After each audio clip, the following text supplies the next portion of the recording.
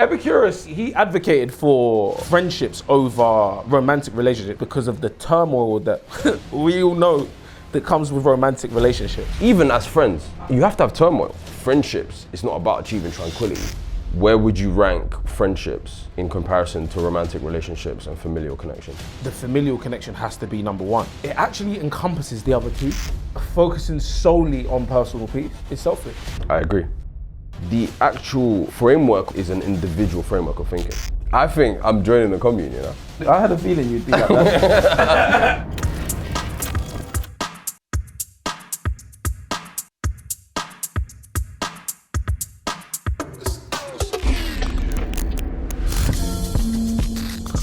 Welcome to Think Twice. My name is Benz. My name's Sam Tef. And thank you for joining us. Thank you for lending us your ear, your eyes for the day and joining us however you're listening or watching. We appreciate you. Today, we're going to discuss a new philosophy to us, really. Something that I really enjoy from this show is essentially like through my day job, I play sport for a living. And when you get into the working world, what you stop doing is learning. And this show just allows us to learn, which is just great. I think self-improvement is just like so important because it essentially distracts me from my vices. But that's basically the reason why I spend time studying philosophy and then try and tell you guys and learn what I can in the meantime. And today we're discussing Epicureanism, which has been bastardized a little bit, where people think it's similar to hedonism because the main detail or the main focus around Epicureanism is pursuing pleasure. But the important difference between Epicureanism and hedonism is the fact that the pleasure is of the mind and not of the senses. Yeah, exactly. The actual pleasures, exalted in Epicureanism versus those in hedonism, they're slightly different. And the way you actually achieve pleasure is a bit more reserved in Epicureanism. It's a bit more measured and balanced. And a big part of Epicureanism is having a simple, balanced, rational outlook on life. And I think that definitely is different from what we understand hedonism to be and what everyone else understands hedonism to be. That word has an association with excess, glutton, greed, or too much of everything. I guess in a sense, Epicureanism has a hedonistic framework for morality, right? In that, like you said, what is good is what is pleasurable. And that is, in a sense, a hedonistic framework. So I think the similarities make a lot of sense. But Epicureanism came from someone called Epicurus. It's like an ancient philosopher, Greek philosopher. His focus was on how do we make humans happy? What is the way to live a good life? Exactly. And he basically split it into 3 different categories. So we've got natural and necessary, natural and unnecessary, and unnatural and unnecessary. The desires. Their desires, right? And the way you should live is to work with things that are natural and necessary. So that would come under like food, shelter, and friends. And satisfy those natural desires. Exactly. And that's the way to be happy. And the second category, natural and unnecessary, he says, be cautious of these things. They pose a risk to your actual pleasure, which is luxury and nice clothes and things like sex. And what we should avoid at all costs is unnatural and unnecessary things, which would be power, wealth, and fame. And that's because they have no natural limit and they will lead to pain and fear in the long run. That's essentially like a short sort of way of summarizing Epicureanism. We'll go into further detail as the episode goes on.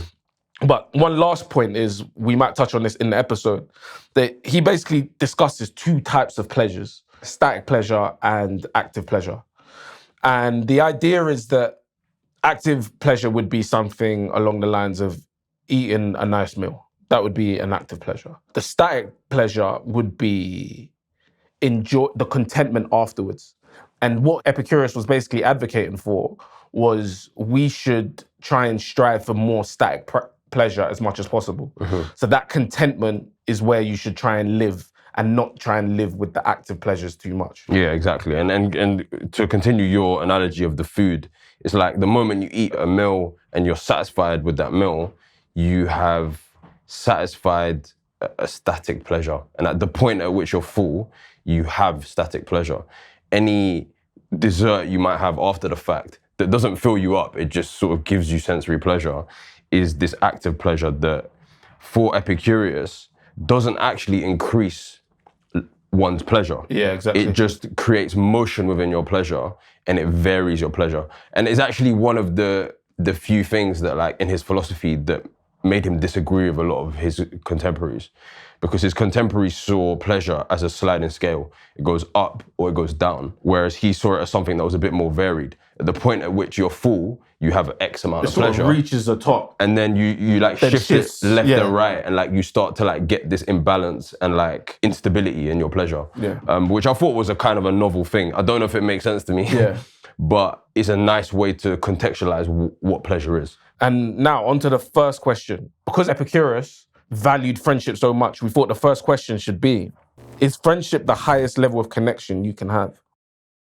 Like you say, for Epicurus, it was. Friendship is the highest level of connection you can have. And the reason he thought that was he felt like friendships are the perfect way to relate to one another in a way that you get to choose who your friends are. You might not be able to do that with family, right? And you also, as long as the friendship is based on mutual respect, care, and community, you get to shield yourself from the fears of life. So a big part of Epicureanism is trying to dispel the fears of life, i.e. the fear of death, the fear of pain from the gods like the gods' wrath coming down on you when you sin. And he felt like the anxieties of life could be shielded with a group of friends. And it makes a lot of sense to me. But the one thing that I think Epicurus misses in that is that a lot of the other types of relationships we have, so romantic relationships, familial relationships, these are friendships, if we think about them, right? If you have a relationship with someone that's based on mutual respect, love, and the desire to nurture one another, that's a friendship, right? If you have a romantic relationship with a partner, you're friends first. There's romance. I think you're twisting it a little bit. How am I twisting it? I think you're twisting it a little bit.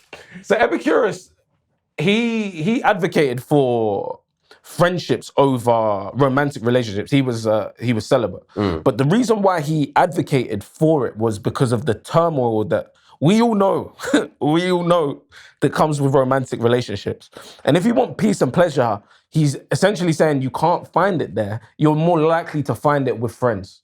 Right, and like you say, you're absolutely right. This idea of mental tranquility is like the perfect state of mental clarity. You have no mental anguish, all your anxieties are gone, and at that point you've achieved happiness, right? I don't think that you should be trying to achieve that in your relationships. Think about a relationship that has no turmoil. Is that even a relationship worth having? Between two people who love each other and are trying to create a bond, even as friends, you have to have turmoil. There has to be a level of back and forth where you find out your boundaries, you find out about that person, what they like, what they don't like, and vice versa. And the process of bonding is one that is tumultuous. Yeah. Do you get what I'm saying? So for Epicurus to focus on friendships and say friendships have this thing that romantic relationships don't, i.e. this tranquility that romantic relationships don't, to me is misguided because... Well, Epicurus made the point that, like, and we know this to be true, that romantic relationships have sort of a possessive quality that friendships don't have. So, like, even though you may have, like, a tumultuous episode with a friend, you don't have that possessive quality that you have in romantic relationships. And therefore, the likelihood of misery is less. But my question to you is that act of possession, which, by the way, can happen in friendships, is that act it's of... more likely in romantic relationships. It That's is. fair, right? Yeah, that's fair. But my question to you is that a feature of romantic relationships, or is that just romantic relationships gone wrong? Because anything can go wrong, right? Yeah. Is that romantic relationships gone wrong, or is that just the way romantic relationships are? Because what I want us to do here is to compare an ideal romantic relationship versus an ideal friendship, right? Because that's what Epicurus did. I don't know if he did that to be true. I feel like you were leading me down a little road, and I nearly went. And I nearly went. Okay, no. I didn't go. Sorry, continue. Okay. I admit I've been caught in the act. I was going to say, yeah. That way. I did. You know when you said yeah, and you were trying to rewind back, and it's like, you didn't say that. And that was basically what was about to happen there. Sorry, You know what's mad? I know that was a barefaced lie because he actually didn't do that. What I actually think Epicurus did was he looked at the relationships around him. And in context of ancient Greece, there is that possession. There is a bit of like, especially between man and woman, the man sort of owns the woman. So, and part of that is to do with the institution of, well, to be fair, I don't know whether they had marriage in the traditional sense back in ancient Greece, but you know how marriage... It was a patriarchy. Exactly, it was a patriarchy, and women obviously played a certain role that was oppressive. So I do see that in the context of the relationships Epicurus saw, that was definitely a thing. But I'm saying like romantic relationships in and of themselves, outside of the context of the patriarchy. And that might be difficult to imagine because we don't know that. But to me, I think in romance, you are friends first. There isn't some part of friendship that isn't also part of romantic relationships. I think the two are intertwined. I would agree with that to an extent, You get my point? Yeah, but I do think, like maybe not with you or maybe not with me, there is often a possessive quality that people have in their relationships. Essentially because like, I can only have one of you. So like, say I have a girlfriend or wife or husband, I can only have one of them. Do you know what I mean? Like, whilst like I can have multiple friends. So it is a different dynamic. And we can accept that, yes, you can be friends with your wife, girlfriend or husband, but you can't separate the idea that you can only have one of them. That's fair. And I actually do concede that, because now that I'm thinking about it now, like I don't know whether trying to extract romantic relationships from the context that we know them to exist in, I'm thinking to myself, like, is that even a worthwhile exercise to do that? But I guess when I'm trying to think of a moral philosophy, I do that thing where I'm like, I try to remove the context and make the philosophy make sense in a timeless way. And then re-add the context. And then add the context after the fact. That I guess that's the exercise that I try to do in my own mind. But you're absolutely right. Like in a monogamous relationship, you can only have one partner.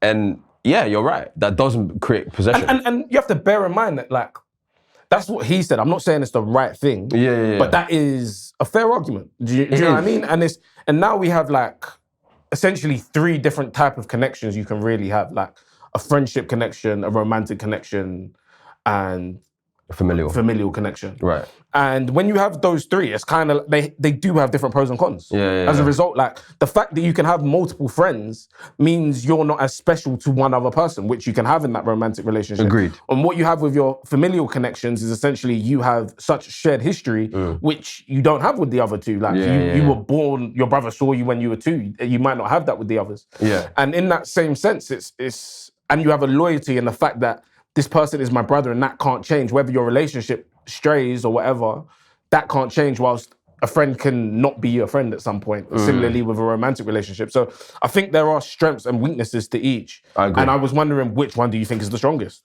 Yeah. Like which one do you value the most? Like, I guess I see friendship, like I said, as a subset. And like, I wouldn't say that my romantic partners are not my friends. Like, I would see, and I also see my siblings as my friends. You know what I mean? I live in community with them. There's nothing that I don't do with my friends that I wouldn't do with my siblings. I guess the way I look at the question... like there's your mum and your pops as well. That's like in the familial connection. Do you know what I mean? I don't know if that makes it a little bit different, but yeah, I guess it does, and like do you know what I mean? I think that is involved in that as well. It's not just your siblings. I guess the answer to the question is not necessarily. The answer to the question is like a relationship that I feel has a mutual desire between 2 people to nurture each other sort of emotionally and spiritually, whether that's my parents, my peers, my romantic partners, that that's the essence of the highest form of human connection. That right there. You don't particularly, it's not defined by those parameters around those connections. Yeah, I wouldn't say this one is above the others. And that's where I disagree with Epicurus. That's really it. Where would you rank friendships in comparison to romantic relationships and familial connections? I'd probably say like the familial connection has to be number one. Okay. And the reason why I sort of think the familial question has to be number one is more because it actually encompasses the other two. And the familial connection has something that you can't really capture in the other two. So that's why I would generally lean towards the familial connection, because the idea of the romantic connection, or what's special about it, is that like you're one to someone else's one. But I'm still that one to my brother's one, and to my mum's one, and my dad's one. And similarly, with what you said, is there's not something I wouldn't do with my friends that I wouldn't do with my siblings. And that's the same for me. Right. So it's sort of like those two things take place in a familial connection. That's fair. I think, and you also do, you mentioned shared history. You might have shared history. I mean, by definition, you've got more shared history with your siblings than you do with any of your friends. Yeah, exactly. But actually, one thing that Epicurus said that would put friendships over familial relationships was the fact that you get to choose. Yeah. Do you know what I mean? And I think, especially in those times, families were actually a place of oppression. They were a place where, you know, one generation is coercing another to do certain things and conform to certain values and traditions. How do you feel about that for your own personal life? Like the fact that you get to choose your friends, doesn't that give it an extra sense of, doesn't it make it special? See, I kind of see it the other way. Oh, is it? I kind of see the idea that you don't choose your family and you kind of have to love these people. And I think there's something special about that, like in a weird way that we've just been put on the earth together, like, and our relationship has to grow as a result of that. Like, and I find that quite serendipitous, like, do you know what I mean? Like, I like the idea of that. Whilst friends is, I do like the idea that you get to choose as well. And if I had one or the other, I'd probably prefer to choose. Like, that would probably be the nicer thing. But I think there is a niceness about the fact you don't get to choose your family. And when you do like them as well, that now is amazing. Do you know what I mean? You didn't get to choose these people and you love these people. That's brilliant. Like, do you know what I mean? I think that is, serendipitous. Yeah, and I think the, to your point, when you don't get to choose, you have duty. Yeah. You are sort of imbued with this duty to love, care, and nurture your siblings, whether you actually like them or not. Yeah, exactly. And you'll learn to like them. Like, spend enough time with someone, you'll learn to like them. Like, you know what I mean? Like, yeah, I guess I would say that the fact that you can choose is a really big thing, because you get to pick the relationships that nurture you, and you can nurture the other person. Yeah. And like there's billions of people on this planet that you could do that with. Maybe not in actuality, but like the fact that that person is picked out of the masses is beautiful to me. In the same way for romantic relationships. Yeah. Do you know what I mean? You're sort of bound by blood to your siblings, whether you like it or not. Yeah, you could go are, 20 years and it's like... That's still your brother. Like, but it's not, you don't have a relationship. Yeah. You know what I mean? And that's like, it feels like forced and coerced. That element of it, I wouldn't enjoy, like, I don't enjoy that. Obviously, it just so happens that like I love my siblings and they're the greatest thing to me. But there's something that like, the idea that it's fate, that's your brother. Do you know what I mean? Like, I like that idea. Like, so when you do face sort of like any troubles or adversity, this person is put on here, like, and that's your brother. Like, that's your, do you know what I mean? When everything else disappears, your brother's still your brother. Yeah, like, I think that's quite nice. Moving on to question 2. Can focusing on personal peace make us selfish? Epicureanism is focused heavily on not participating in politics. Epicurus thought that participating in politics would make you unhappy, and I tend to agree. He also focused on simple living and self-discipline. And if you hear all those things that he talks about, it's often in relation to self. And as a result, the personal peace is to equal pleasure. And I do think focusing solely on personal peace, like as the main goal to equal pleasure, is selfish. I agree. Do you? I agree, 100%. I mean, you're right. He said that. He was quoted as saying, we must free ourselves from the prison of public and political affairs. And I'm a bit like, okay. He was a bit of a loner and a celibate. Right. That's not my portion. Yeah, for a bit of context, he did live in community with his friends. He basically created his own commune. Yeah, like exactly. he went into the hills, bought a house. Like a garden, yeah. And his commune was called the Garden because of that garden. And he just went off with his siblings, started a community, and he had followers in the hundreds of thousands stretching all across the Roman Empire. And it actually, it ended up growing. Ended up growing quite a bit until religion, because this was obviously BC, until religion kicked in. But then religious groups sort of created, like Christianity sort of created something similar, like in regards to like monasteries. Exactly. So they lack the idea of it. The idea isn't terrible. Sorry, continue. Yeah, and like you say, a lot of Epicurean schools and communes were then converted into monasteries later on, like hundreds of years after Epicurus' death. I agree with your point. Like, if you focus on your own tranquility, it actually goes beyond the focus of your own tranquility when it comes to Epicureanism. The actual framework of thinking is an individual framework of thinking. It's about your own personal pleasure. It's about your own tranquility, your own fears, anxieties, and ultimately your own actions and decisions. And I think, that's a through theme with all of Western philosophy. All of the Greeks, all of the modern European philosophers, they have this idea of the rational individual who gets to pick their own morality. They get to... Do you know what I think it's like that? I think it's because I think the theory behind it was if the individual was happy, so if every single individual was happy, it will then make a happy society and a happy community, right? But it doesn't sort of factor in that other people need more support than others. Yes, exactly that. And I think, let's keep it a buck. A lot of the people who adopted Epicureanism at the start, genesis of Epicureanism, they were high class, they were noble, they were already pretty wealthy, and they were in their own pursuit of their own personal tranquility and peace. It was like a journey of discovery for them, a journey of self-improvement. Now, it must be said, a lot of the Epicurean schools and communes were very diverse. I think women had the most rights in society in an Epicurean school. They were pioneers when it came to women's rights. But ultimately, it's about that individual's journey of self-improvement. It's not about how can we better society for the masses, for everyone. And in the same breath, I don't think the right thing to do is to go all the way the other life way about other people's causes, right, and things that are wrong with the world. Like, I don't think that's the answer. I just think there's somewhere in the middle you can find. Yeah, absolutely. I think at a bare minimum, like, we exist within certain communities, and a lot of those communities who have shared experiences, we have an obligation to try to alleviate the suffering of the people whose experiences we share. Yeah.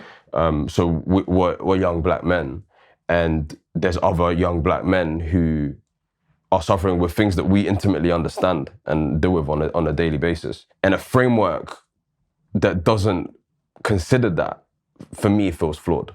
Do you see my point? I'd agree with that. I feel it's a philosophy for an individual, right? And with every philosophy, I never think you follow it to the nth degree. Right. And like we said, even with Stoicism, at the time, it was a Hellenistic period in Stoicism.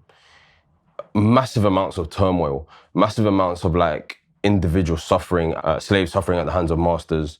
Even when you go to work, you're like in a weird relationship with your employer where you're completely beholden to the employer's whims. That's a tough period. And Stoicism was born and thrived in that context. Yeah. And I think we just need to recontextualize anything that we're reading here for the modern period. Do you know what I mean? Going back to the previous question about the romantic relationships, it's a similar thing. We're talking about the context then. I think it's important to consider the context now.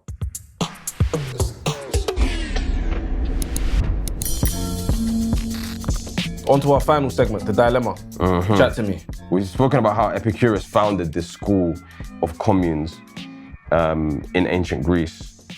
Today's dilemma that I'm going to ask you is this. You're invited to an Epicurean-style commune, offering a simple life, focused on happiness through community and freedom from material excess. Half of your friends have already joined, including me.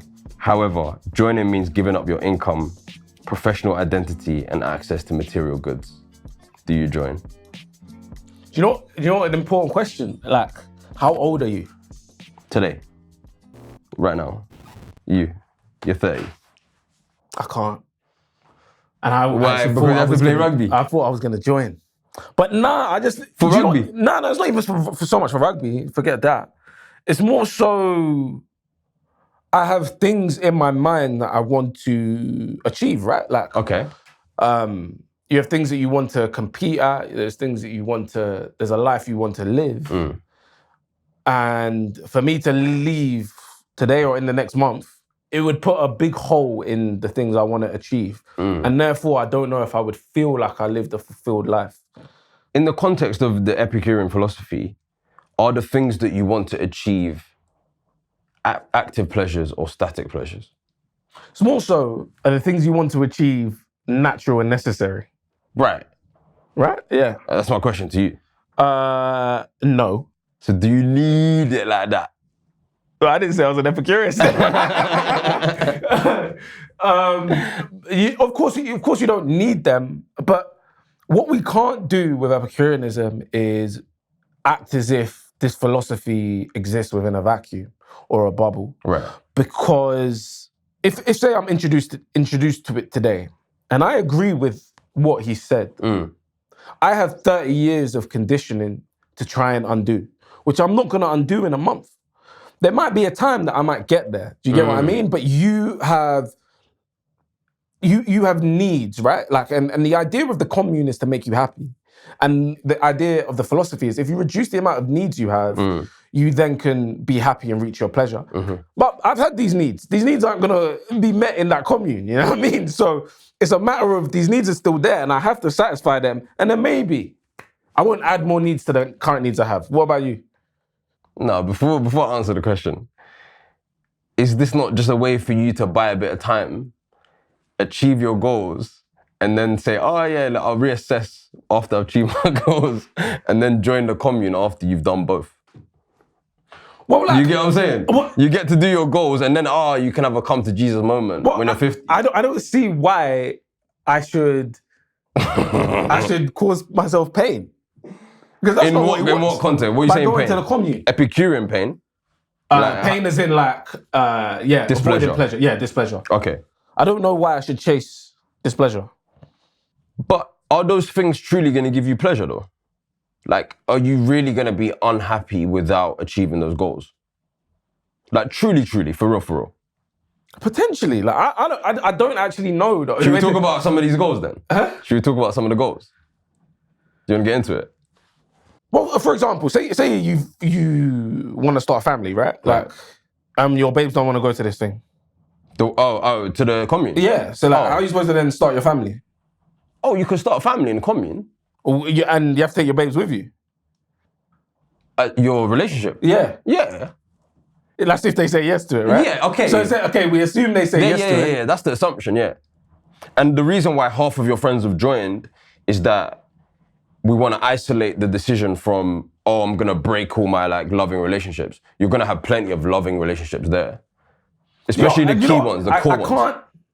I genuinely wouldn't be able to go like straight away. Like, I would have to test it. Like, I have to test where I'm happiest. I'd have to run a trial and see where I'm happiest. Like, I can't imagine that I'm just going to be like, boom.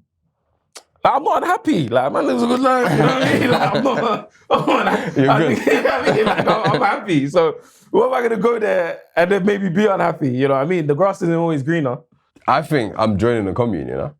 I had a feeling you'd be like that. I had a feeling you would be like that. I just think a commune where half my friends already live there, they've already joined. So I have I have a significant portion of the meaningful relationships are in the commune. I'm not tied to my income, my professional identity, or material goods. These are the things I'm giving up. I'm not tied to them. Yeah, no, They can go. Like, what am I like? And I'm not saying you're in the commune for life. Yeah, right? yeah, of course, right? Some communes might not work for you. Like, there's obviously, when you get into the detail. I just find it tough to be like, oh, you've explained this to me, and I'm like, yeah, okay, I'm gonna go. Like, you know what I mean? Like, that sounds wild to me. Like, I can't see myself ever doing that. So when you read about Epicureanism, and you read about Epicurus sort of taking his siblings and friends into this commune, the garden, what did that make you feel like? What sort of life did you feel like he was living? I think they were kind of happy, like, particularly if I was 20, like, it's just different. You get what I mean? Like, I thought when you asked me how old would I be going in, I thought you might have wanted to go later in life. I'll either go later or earlier. Do you get what I mean? Like, it feels like I'm in a tipping point. Okay. Do you know what I mean? Late 20s, early 30s is like a kind of tipping point in your life, like, right? And it feels like this is just a weird point to be like up and dump everything. Do you know what I mean? Whilst like when you're younger, you can take more risks, you have less responsibilities. Sure. And when you're older, those risks and responsibilities have matured. Yes. But around this sort of age, you don't actually know which way you're going.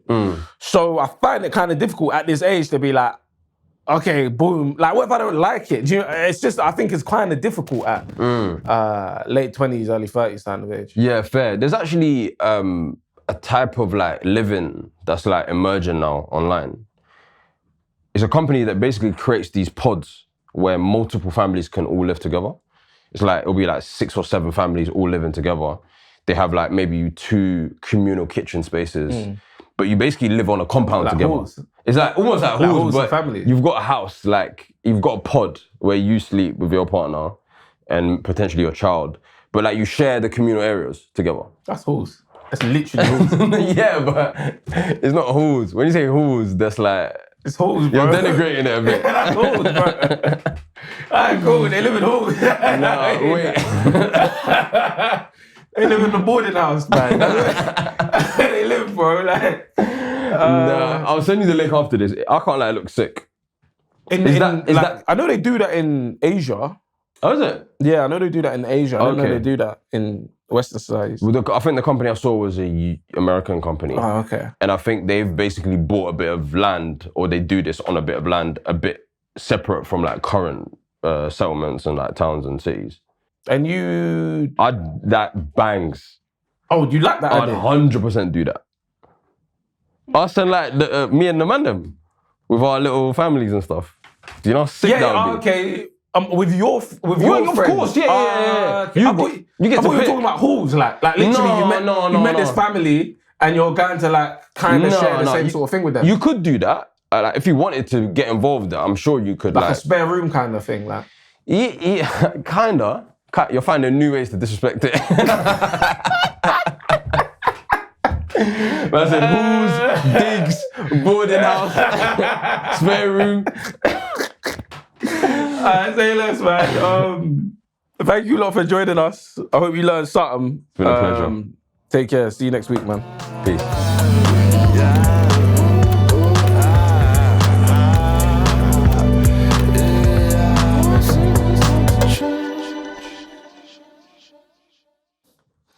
Yes, sir. What was question 1? Friendships, that's the one. It might, but like... Why?